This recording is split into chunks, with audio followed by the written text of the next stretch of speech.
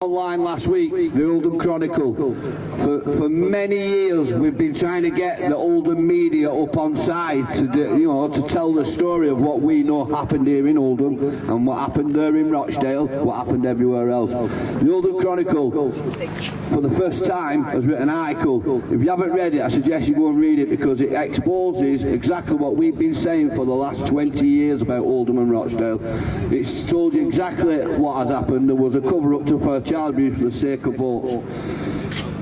People say they turned a blind eye. I don't see that as turning a blind eye. I see that as facilitation of child abuse, and only facilitation. And Tammy's absolutely right. We are the last line of defence for our children. It's down to us to protect our children. It's quite clear the state are either not good at it or don't want to do it. So it's down to us. We've got to do this.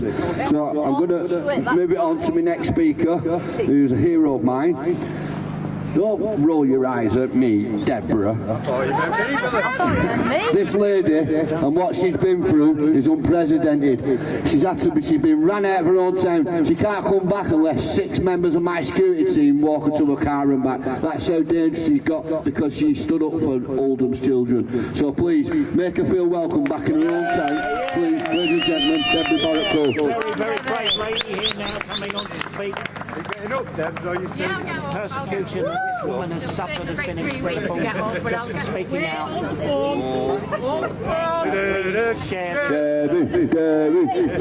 Please share this Facebook video, please. Let's get the message out to everybody. Very, very brave lady here. Come forward a bit. Tiny little bit. There we go. Stay behind a bit. No, she's Right, thank you very much. He's catching me in case I fall. It's nice to be back home. I must say, I know it's a bit of a shithole, but it's my shithole.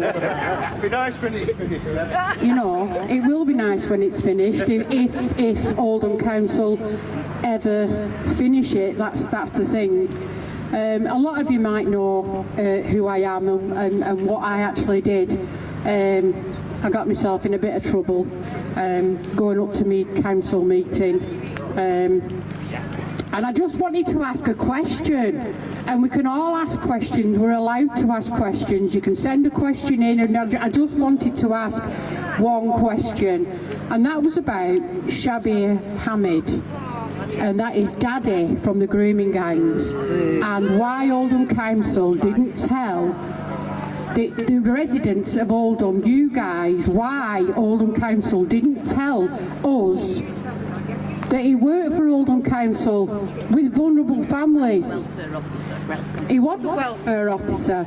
And also, the other question that I wanted to ask, well, part of the question was, why was Jim McMahon, when he was council leader, hiding the fact and not telling parents, I'm a parent, why he didn't tell us parents that shisha bars were grooming children in Oldham, on Union Street, on King Street.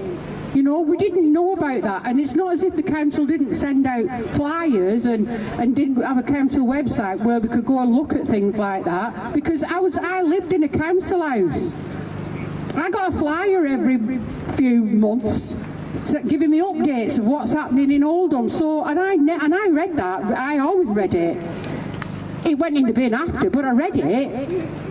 And never once did I hear about girls, children being dragged into shisha bars, being raped. Never once did I read about, protect your children.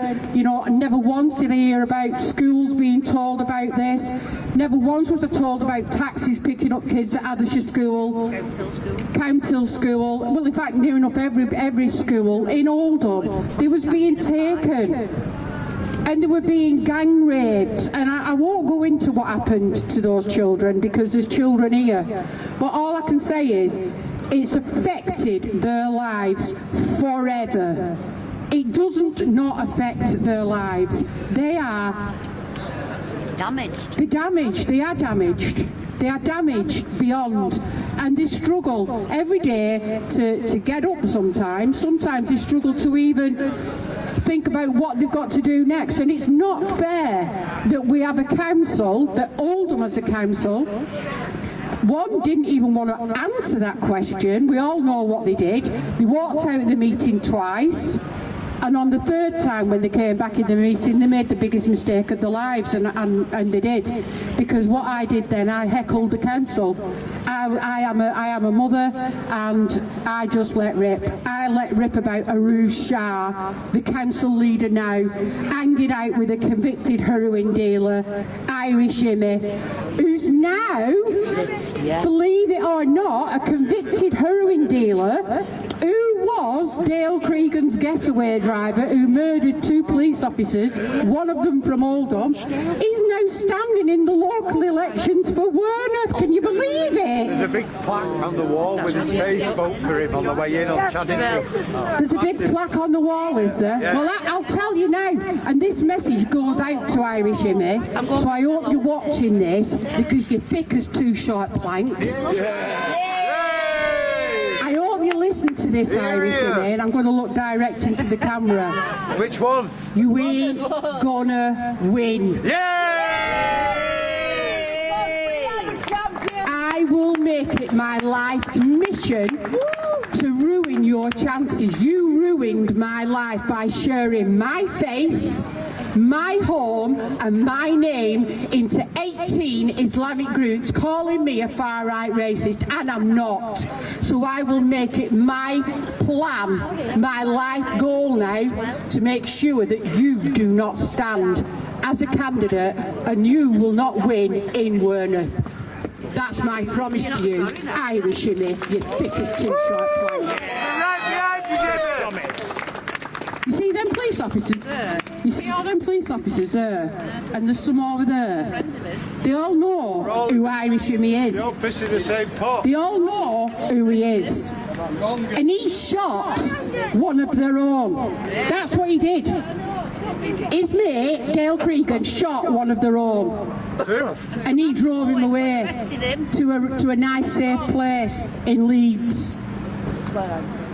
But yet, do you know what they did when he shared my face, my home and my name into 18 Islamic groups? They did absolutely nothing.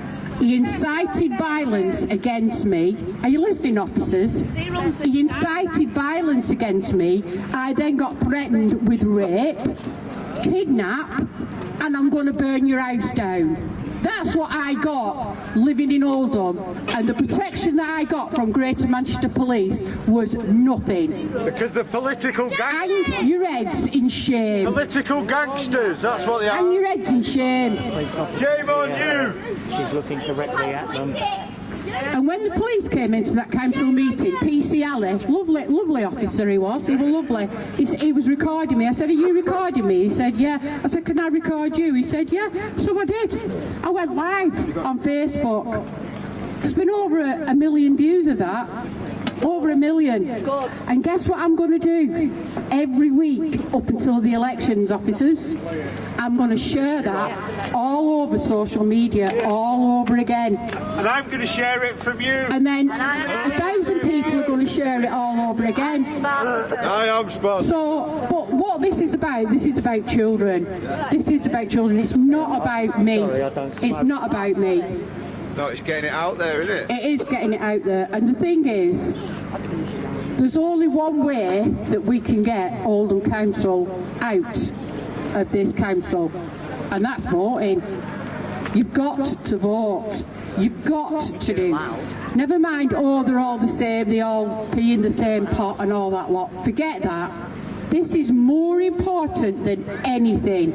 I don't care who you vote for, but just don't vote Labour.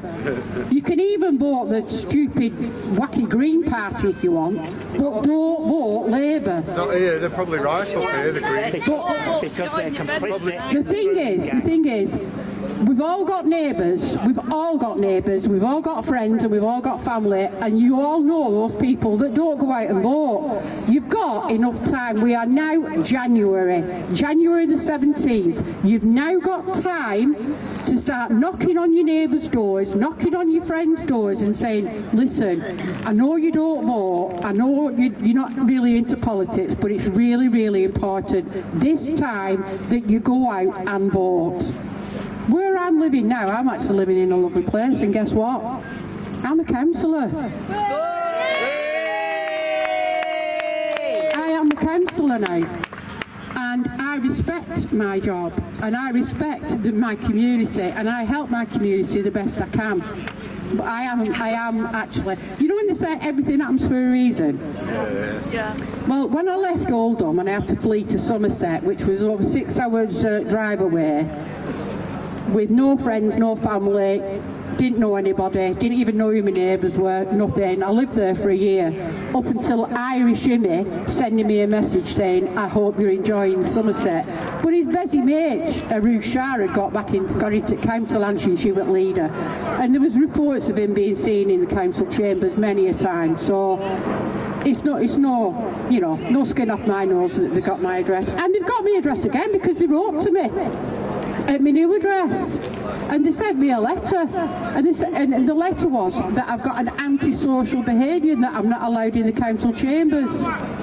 So do I want to go and sit and listen to a load of people from Labour reading off a script because they couldn't organise a pee up in a brewery, them lot? So we've got a bit of a heckler over there. It looks like we've got a heckler over there. He's just a loud phone call. We're all right. He can carry on. You carry on, son. I'm going a bit deaf myself. So it's about the children. It's about the children. And every child in Oldham is at risk. When they go to school, they're at risk. England is at When they go to sports clubs or to the library or wherever the children go on their own, they are at risk. So please keep an eye on your children. Check their devices. If you've had a row with a teenager first thing in the morning because they've not tidied the bedroom, trust me, they ain't going to tell you who they're talking to on the social media. So you need to check their devices. See who they are talking to. And if my family are listening to this, which I doubt,